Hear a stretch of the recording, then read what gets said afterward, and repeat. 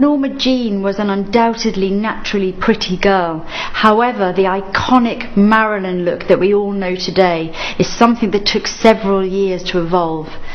3 key moments in that evolution were when she dyed her hair peroxide blonde, when the head of the studio sent her to have plastic surgery to slim down her nose and also to correct an overbite, and finally when she met her makeup artist, and this would be her makeup artist for the whole of her career, Alan Snyder, known as Whitey. They had an incredibly close relationship, to the point where Marilyn even said, if I die before you, you have to do my makeup for my funeral, and it's something he did, and he was also a pallbearer. Now, the look that he had from her first screen test to when he sort of launched her as the icon she is in 1953 for Niagara went through lots of twists and turns, but once they'd found the look, the Marilyn look, it stayed with her for the rest of the 50s and through all of her big films. Marilyn was incredibly keen on protecting her skin. Her favourite products for doing this were good old-fashioned Vaseline and Nivea. She put a really thick layer of either one of them all over her face before she'd start doing her foundation. One can only assume that Marilyn must have had quite dry skin to be able to pile on the Vaseline without ever looking overly greasy. It's not something I'd advocate doing today, but back then it really gave her an amazing glow under the studio lights, imparting her skin with a beautiful sheen that had the added benefit of making her look ever so slightly soft focus in front of the camera. Onto the base. Now there's different reports, the different types of foundation that Marilyn used.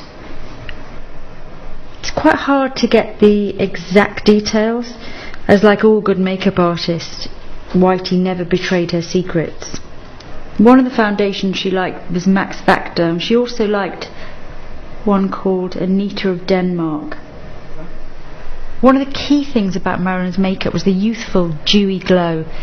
She was never one to over-powder or mattify her skin. She always looked beautifully clean and fresh. She knew that moisture equaled youth. Now the eye look that Marilyn liked was Greta Garbo's, so a lot of the sort of slightly sleepy, sort of very sexy shape of eye was very much based on Greta Garbo's look. To begin with, she used a white all over her eyelid just to really open up the area. Next, a luminous white, so a shimmery white colour, was used to really highlight and open up the corners of her eyes. So the white was used into the corner, just like that. I'm going to start by just curling Ivana's lashes and putting on some mascara.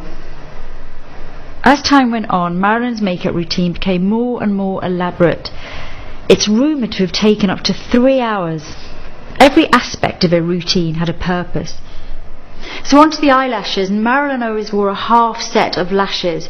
This enabled her to keep that really elongated and very almond looking shape. So you can see how the half set of lashes really starts to extend the line of the eyes. Next onto the eyeliner, and contrary to popular belief, it wasn't a black liquid, it was a brown pencil. Also, it wasn't too thick, it never overpowered her look. So the liner traced all the way along the lashes, and then at the outer corner was lifted up and out, just like that. Now next into the shading element around the eyes, and one of the main things that Marilyn had was a little bit of shading just into the socket line here, just at the outer corner, and this just gave depth to the eyes, but without overpowering them. Just help them to look a little bit more deep set. Now one of Whitey's big tricks on Marilyn's makeup was to draw a line under her eyes with a little bit of powder or a pencil, and this is meant to look like a shadow. And what happened was it went down from here to look like it was a shadow from the weight of her lashes. So although it looks often as if it is genuinely a shadow, when you look at some of the old pictures of Marilyn, on closer inspection you'll notice with different light you always see this incredible fake shadow that's been softly drawn in underneath. So you can see already before we put our mascara on the bottom that you're getting the impression that there is this really quite strong shadow being cast by the super long lashes on the top.